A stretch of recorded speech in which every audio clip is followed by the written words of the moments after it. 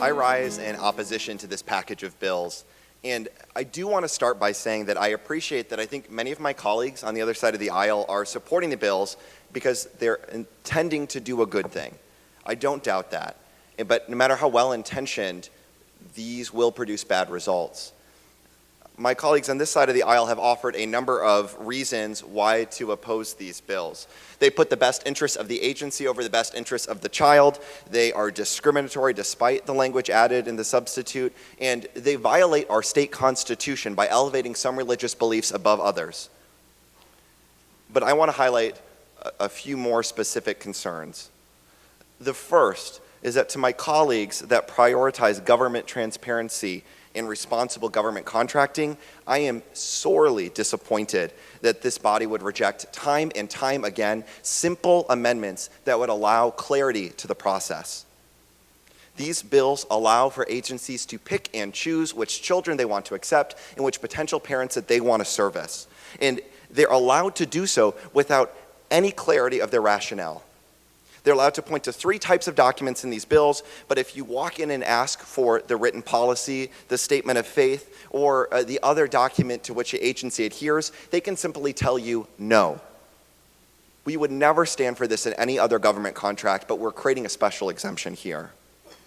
Second, as a person of faith myself, I hate that this conversation focuses agencies on who they will choose not to serve as opposed to the mission of why we choose to serve. This is not in the tenets of my faith, but beyond that, it is not my faith that will decide whether folks like me get service or not. It's going to be the faith of the person sitting across the desk. Finally, and most importantly, Mr. Speaker, I want all of my colleagues to just take a moment and figure out where they plan to draw the line.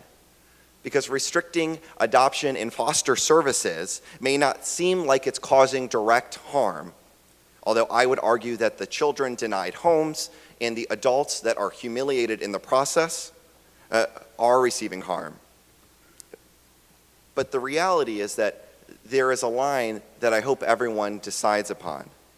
When they'll allow certain people to opt out of the rules and laws that we've been sent here by the people of Michigan to create. Is it when shop owners don't have to serve the public? Is it going to be when counselors don't have to adhere to medical principles or doctors don't have to treat all the patients in front of them?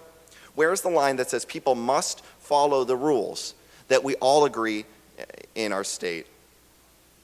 We're passing the buck and we're telling agencies that they don't have to follow the rules like everyone else.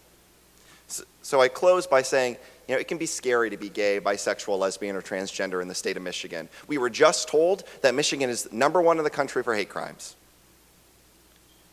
These bills create additional uncertainty in the lives of adults and children.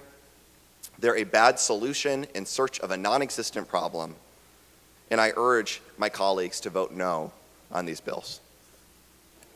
Mr. Speaker, on the question of final passage of House Bill 4188, there are 65 aye votes and 44 nay votes. A majority of the members would like